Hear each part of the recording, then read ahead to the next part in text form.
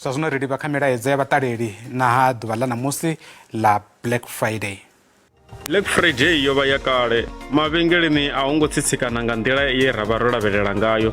ngauri zwithu zwa hone a zwo ngo tsa nga nḓila yone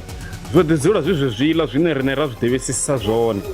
zwi a ḓi fana na mutengo enela ine ra rengisa zwone u wana tshithu tsha hone tsho tsa nga sheleni. Zwino a hu tshena Black Friday. Black Friday yo ḓivha ya kale zwa zwino mavhengele a hu ngo to ḓala nga hetshiḽa tshifhinga tsha murahu. U tsa mutengo a zwi vhona luthihi vha nga zwi sedzesa tshiṅwe tshifhinga ho salaho tshi khou fhurea vhone vho no khou renga